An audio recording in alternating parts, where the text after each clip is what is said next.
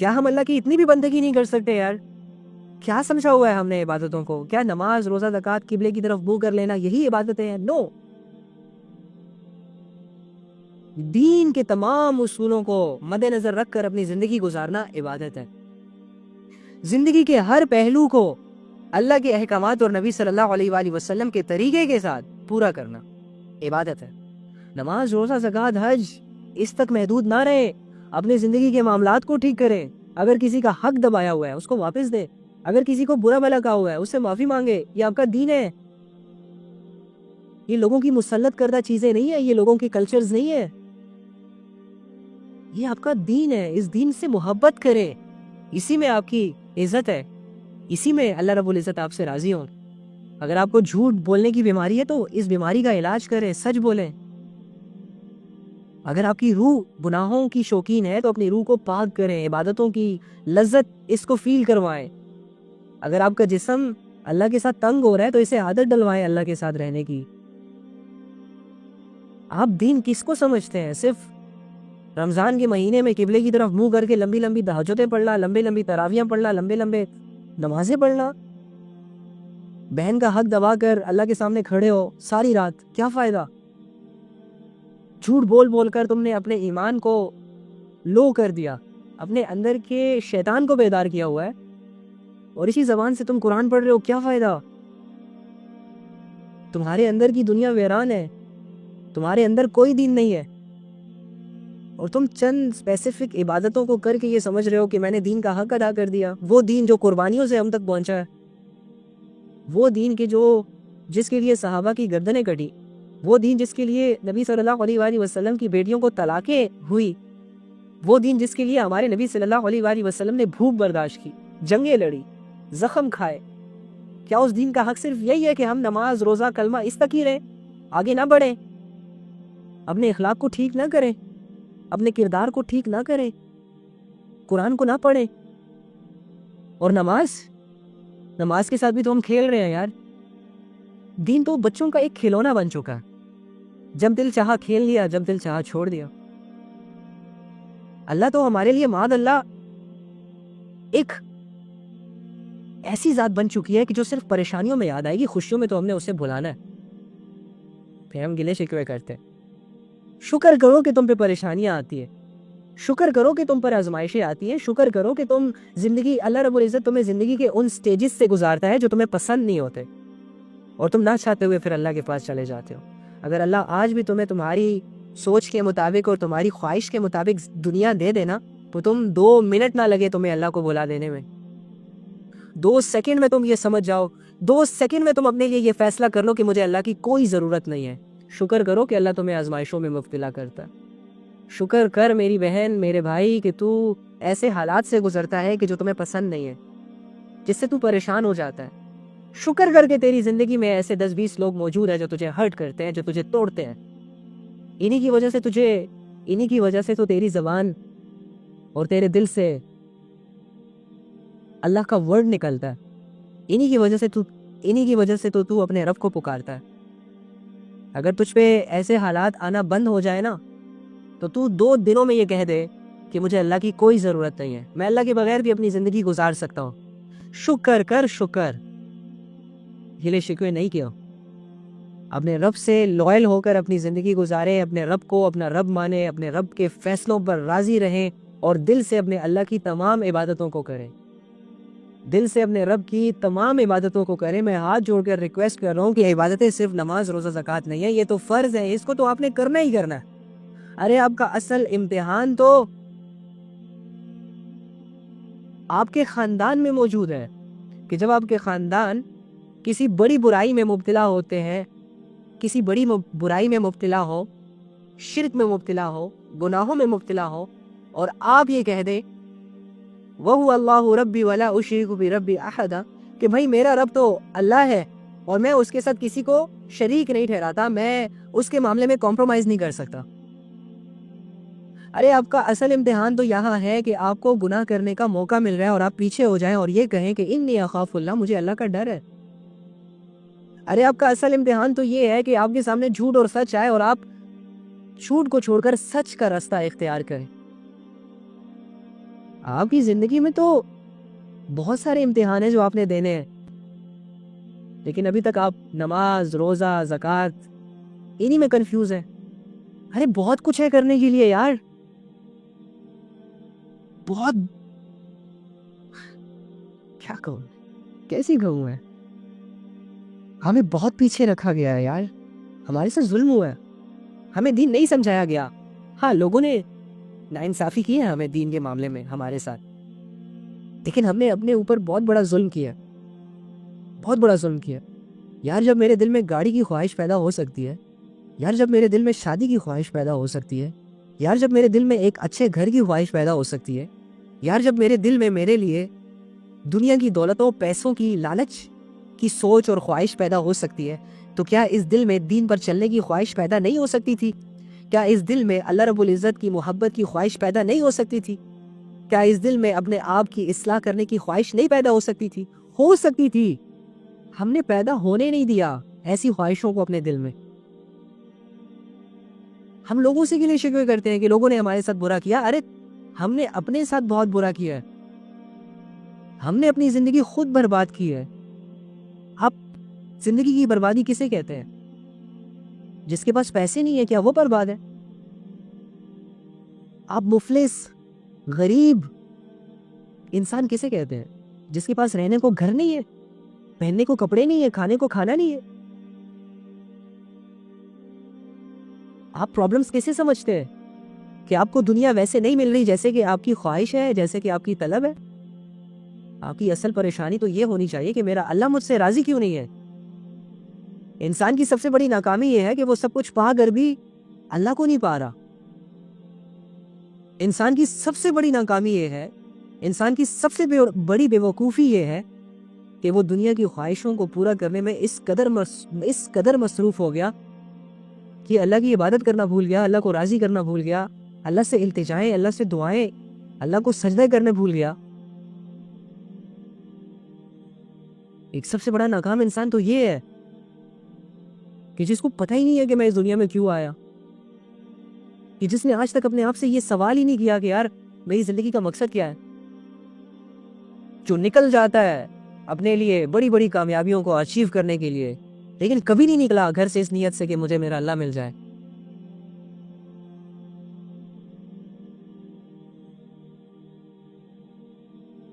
کبھی اس کو فیل ہی نہیں ہوا کہ میں یہ کیا کر رہا ہوں یار، میری یہ زندگی کیسے گزر رہی ہے، میں یہ کیا کر رہا ہوں، میں کن کاموں میں مصروف ہو گیا ہوں یار، میں نے یہ کن گمراہیوں کے حوالے کر دیا خود کو، کن گناہوں کے حوالے کر دیا خود کو۔ کیا میں گناہ کرنے آیا تھا اس دنیا میں؟ کیا میں ناچنے آیا تھا اس دنیا میں، گانے آیا تھا اس دنیا میں، زنا کرنے آیا تھا اس دنیا میں، کلبوں میں ناچنے کے لیے آیا تھا اس دنیا میں، گرل فرینڈز بنانے کے لیے آیا تھا اس دنیا میں؟ کیا میری زندگی کے مقاصد یہ ہیں؟ تو آپ کہیں گے نہیں، یہ تو مقصد ہی نہیں ہے۔ تو پھر تم بے وقوف ہو جو ان چیزوں میں لگ کر اپنا ٹائم ضائع کر رہے ہو۔ پیچھے کیوں نہیں ہوتے؟ اللہ کی طرف کیوں نہیں جاتے؟ گمراہیوں سے منہ موڑنا مشکل نہیں ہوتا، گمراہیوں کے حوالے کرنا خود کو مشکل ہوتا ہے۔ مشکل کام آسانی سے کر لیا جاتا ہے اور آسان کام مشکل سمجھا جاتا ہے۔ گناہوں سے توبہ کرنا تو بہت آسان ہے، ارادہ کرنا ہوتا ہے کہ بس آج کے بعد نہیں کرنا، دیٹس اٹ۔ اللہ رب العزت طاقت دے دیتے ہیں، ہمت دے دیتے ہیں، انسان کے گناہ اس سے دور کر دیتے ہیں۔ یار جو اللہ گناہ معاف کر سکتا ہے، کیا وہ اللہ تمہیں گناہوں سے دور نہیں کر سکتا؟ یار جو اللہ اس پوری زمین پر سمندروں کو اپنے رستے پر چلا سکتا ہے، سمندر کو یہ اجازت نہیں دے رہا کہ تم نے خشکی کی طرف آنا ہے اور قبیلے تباہ کرنے ہیں، تو کیا وہ اللہ تمہیں تمہارے صحیح راستے پر نہیں چلا سکتا؟ یار جو اللہ ان پہاڑوں کو زمین میں گاڑ سکتا ہے، کیا وہ رب تیرے دل میں ایمان کی شاخوں کو مضبوط نہیں کر سکتا، گاڑ نہیں سکتا؟ تم اپنے رب پہ بھروسہ تو کر کے دیکھو، تم اپنے رب کو سب کچھ سمجھ کر اس کو پکارو تو صحیح، اپنے پرابلمز اللہ کے پاس لے کر تو جاؤ اور اپنے فیصلوں پر راضی رہنا تو سیکھو جو اللہ تمہارے لیے کر رہا ہے۔ پھر دیکھو تمہاری زندگی کیسے خوش نہیں ہوتی، پھر دیکھو تمہاری زندگی کے گلے شکوے کیسے دور نہیں ہوتے، پھر دیکھو کہ تمہارا دل تمہیں گواہی کیسے نہیں دیتا کہ اب تم ٹھیک ہو گئے ہو۔ کب تک خواب غفلت میں پڑے رہیں گے یار؟ کب تک اللہ سے بھاگیں گے؟ کیا بھاگ سکتے ہیں ہم اللہ سے؟ کدھر بھاگیں گے ہم؟ سمندر کی گہرائیاں کیا ہمیں اللہ سے چھپا دیں گی؟ پہاڑوں کی جسامت کیا ہمیں اللہ سے چھپا دیں گی؟ آسمان کی بلندیاں کیا اللہ سے ہمیں چھپا دیں گی؟ زمین کی گہرائیاں کیا ہمیں اللہ سے چھپا دیں گی؟ نہیں چھپ سکتے ہم اللہ سے. اللہ فرما رہے وہو عالم بذات الصدور، تمہارے دلوں کے باتوں کو جانتا ہوں، بھیدوں کو جانتا ہوں، رازوں کو جانتا ہوں. اور اعمال جسے تم لوگوں سے نہیں چھپا سکتے، تم اللہ سے چھپانے کی بات کرتے ہو. وہ کیسے چھپاؤ گے تم اللہ سے؟ اتنے بڑے بڑے گھنونے اعمال، زنا جیسے عمل کو کیسے چھپاؤ گے اللہ سے؟ شراب جیسے عمل کو کیسے چھپاؤ گے اللہ سے؟ ماں باپ کی نافرمانی جو تم چیخ چیخ کے کرتے ہو، کیسے اللہ سے چھپاؤ گے؟ نہیں چھپا سکتے. تو یاد رکھنا اللہ فرما رہے ہیں افحسبتم انما خلقناکم عبثا وانکم الینا لا ترجعون. الرٹ ہو جاؤ. کیا گمان کرتے ہو؟ ایوی پیدا کر دیے گئے ہو، جو کرو گے بس کرو گے، جو دل میں آئے گا وہ ہوگا. کوئی پوچھنے والا نہیں ہے تم سے، کوئی بدلہ دینے والا نہیں ہے تمہیں. تم کیا سمجھتے ہو کسی کی بیٹی کی عزت رات کے اندھیرے میں نیلام کرو گے، اس کے باپ کو پتہ نہیں چلے گا تو وہ تم سے بدلہ نہیں لے پائے گا.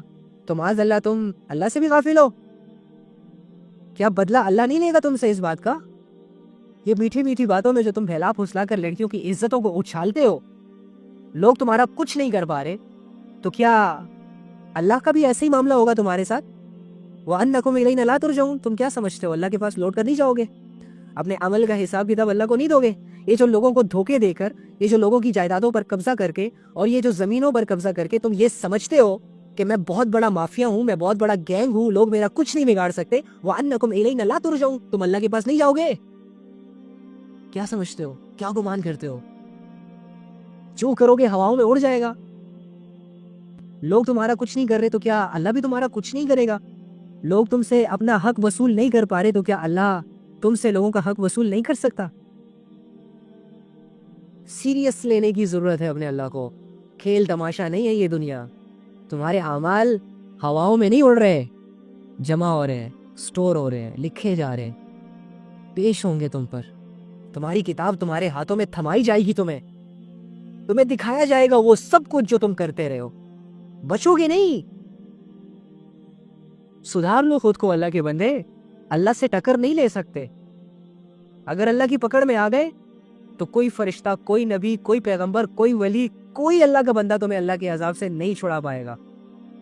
اور اگر اللہ رب العزت نے تمہارے حق میں یہ فیصلہ کر دیا نا کہ تم کامیاب ہو، تو دنیا کا کوئی بھی طاقت تمہیں ناکام نہیں کر سکتی. یہ ہے تمہارا رب، اس نے تمہیں پیدا کیا ہے، یہ تمہیں دیکھ رہا ہے، یہ تمہیں موت دے گا. اس اللہ سے تم غافل ہو، اس اللہ کی تم نہیں مان رہے کہ جس کے اختیار میں، اقتدار میں ہولڈ ہے پوری کائنات کا. اللہ کے پاس بہت سارے فیکٹرز ہیں، کب، کیسے، کس کو کامیاب کر دے. اللہ کے لیے کچھ مشکل نہیں ہے. ہزاروں فیکٹر، لاکھوں، billions of billions, trillions of trillions, لامحدود انلیمیٹڈ فیکٹرز اللہ کے پاس موجود ہیں. کیا سمجھتے ہیں ہم اپنے اللہ کو یار؟ بہت بہت بہت لائٹ لیا ہوا ہے. اور پھر ہم انہی زبانوں سے کہتے ہیں ہم سے نمازیں نہیں پڑھی جا رہی، ہم سے گناہوں کو نہیں چھوڑا جا رہا، ہم سے اللہ کی عبادتیں نہیں ہو رہی، ہم سے یہ نہیں ہو رہا، ہم سے وہ نہیں ہو رہا. بردر، جب تم اللہ کو سمجھو گی نہیں تو تم سے کچھ نہیں ہوگا. تمہارا مسئلہ یہ نہیں ہے کہ تم سے نمازیں نہیں پڑھی جا رہی، تمہارا مسئلہ یہ نہیں ہے کہ تم سے نیک زندگی گزاری نہیں جا رہی. تمہارا پرابلم یہ ہے کہ تم اللہ کو جانتے ہی نہیں ہو.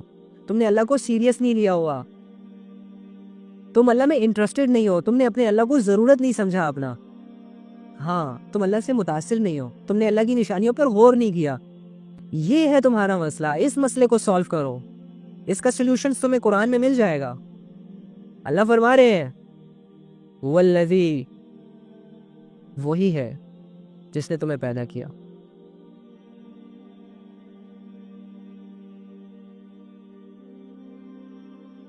وہی ہے.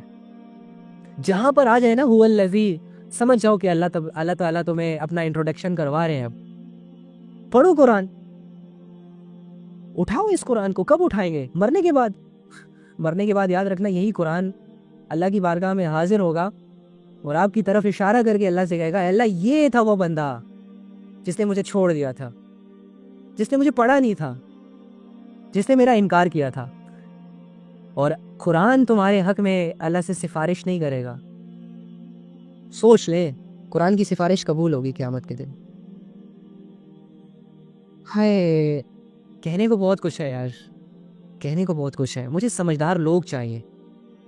سمجھدار لوگ وہ لوگ ہوتے ہیں جن کو لمبے چوڑے لیکچرز کی ضرورت نہیں ہوتی, جن کو اسکالرز کی ضرورت نہیں ہوتی, جو صرف اتنا کہتے ہیں سمعنا واطعنا, یا رب ہم نے سن لیا, ہم نے مان لیا. یہ ہوتے ہیں سمجھدار, جو کنفیوز نہیں ہوتے, جن کو سمجھنے کے لیے بہت لمبا عرصہ نہیں چاہیے ہوتا. جو عقل مند ہوتے ہیں, جب انہیں پتہ چلتا ہے کہ یار ہمارا ایک رب ہے, اور جب وہ پہچان لیتے ہیں اپنے رب کو, تو چپ چاپ کر کے اپنے رب کی عبادتوں میں لگ جاتے ہیں, اپنے رب کو اپنی زندگی سونپ دیتے ہیں کہ اللہ جب یہ زندگی تو نے دی ہے تو یہ لے, تیری زندگی, آپ کی زندگی آپ کے مطابق اب ہوگی انشاءاللہ. مجھے طاقت دے, مجھے ہمت دے, میں چلنا چاہتا ہوں, آپ کو راضی کرنا چاہتا ہوں. پھر وہ ایسا جینا شروع کر دیتا ہے. ایسے لوگ بہت کم ہیں.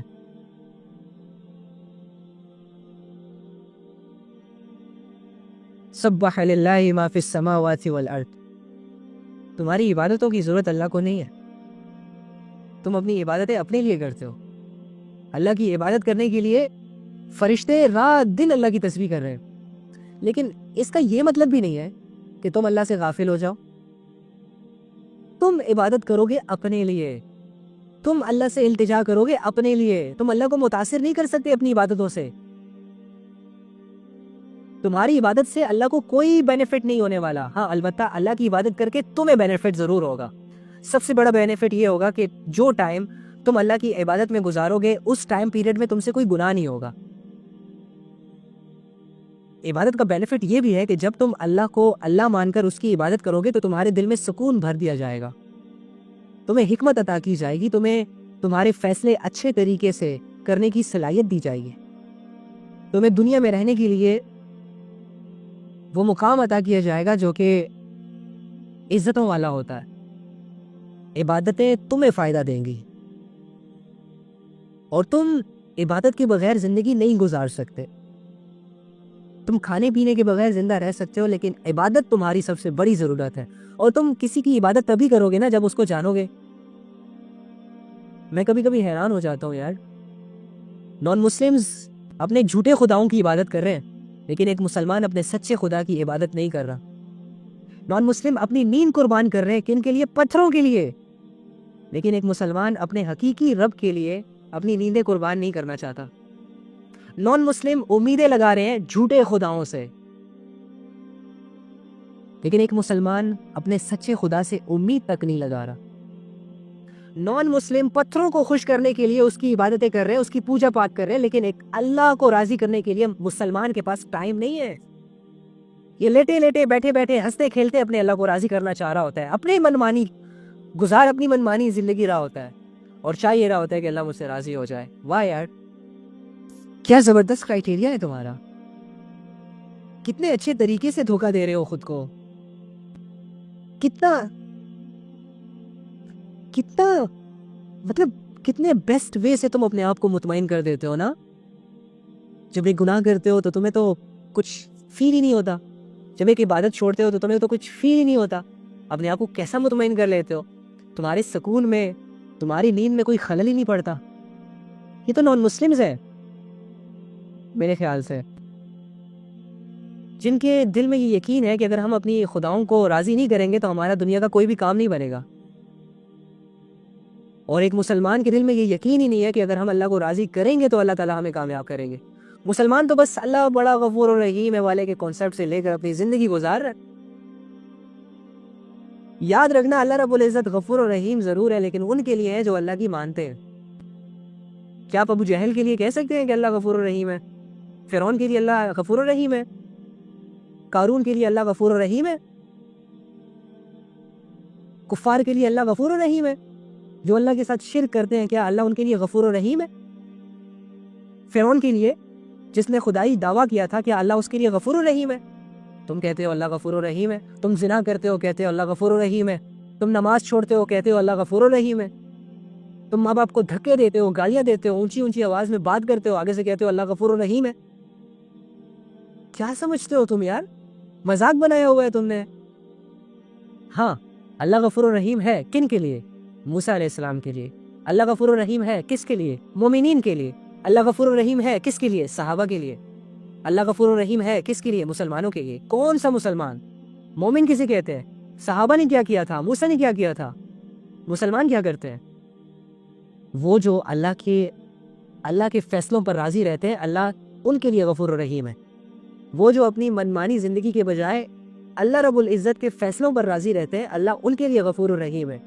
وہ جو گناہوں کو کرنے کے بعد رو رو کر اللہ سے معافی مانگتے ہیں، اللہ ان کے لیے غفور الرحیم ہے۔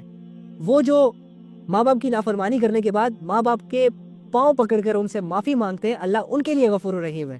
وہ جو کسی کا حق دباتے ہیں لیکن جب ان کو ریئلائز ہو جاتا ہے کہ ہم نے گناہ کیا، ان کو ان کا حق واپس دے کر ان سے معافی مانگ کر وہ کہہ سکتے ہیں کہ اللہ غفور الرحیم ہے۔ کسی کا حق دبا کر تم کبھی بھی یہ نہیں کہہ سکتے کہ اللہ میرے لیے غفور الرحیم ہے۔ ہاں، ان لوگوں کے لیے ضرور غفور الرحیم ہے جن سے زنا ہو جاتا ہے، جن سے گناہ ہو جاتے ہیں، اور جن کو یہ ریئلائز ہو جاتا ہے کہ ہم نے گناہ کیا اور پھر وہ اللہ کے پاس جاتے ہیں اور رو رو کر معافی مانگتے ہیں اللہ سے، وہ یہ کہہ سکتے ہیں کہ اللہ میرے لیے غفور الرحیم ہے، اللہ معاف کر دیں گے۔ لیکن جو لوگ رات کو بھی زنا، دن کو بھی زنا، کل بھی زنا، پرسوں بھی زنا، جو لوگ شرابوں میں دھن ہے، روزانہ کھانا نہ کھائے، اٹس اوکے بس شراب نہ پیے، اس کا دن نہ گزرے، ایسے لوگ کبھی بھی نہیں کہہ سکتے کہ اللہ غفور الرحیم ہے۔ اللہ پہ مذاق نہ کرے پلیز، اللہ کا یہ مزاج نہیں ہے۔ سمجھے اپنے اللہ کو، مت کرے وہ کام جو اللہ نے منع کیے، کر گزرے وہ کام کہ جو اللہ نے کہا ہے، بھلے تمہارا دل، تمہارا نفس تنگ ہو رہے ہوں، وہی کام کرو جس کا اللہ رب العزت نے تمہیں اجازت دی ہے۔ مت جائیں اپنے اللہ سے اتنا دور کہ کوئی واپسی کا کوئی دروازہ نظر نہ آئے۔ مت اختیار کریں ان اندھیروں کو کہ جس کی اتنی زیادہ ڈیپتھ ہے کہ ایک دفعہ جب انسان ان اندھیروں کے حوالے خود کو کرتا ہے تو پھر اس کو کوئی لائٹ نہیں دکھائی دی جاتی۔ اپنے آپ کو اپنے ہی ہاتھوں اتنا بے سہارا مت کریں کہ آپ چیخیں، ایٹ دی اینڈ آپ کی چیخیں نکلیں، آپ لوگوں کو پکار کر کہیں کہ مجھے اس سچویشن سے نکالے، مجھے اس بے سہارا سچویشن سے نکالے، لیکن کوئی آپ کی مدد نہ کر سکے، یہاں تک کہ تم خود بھی اپنی مدد نہ کر سکو۔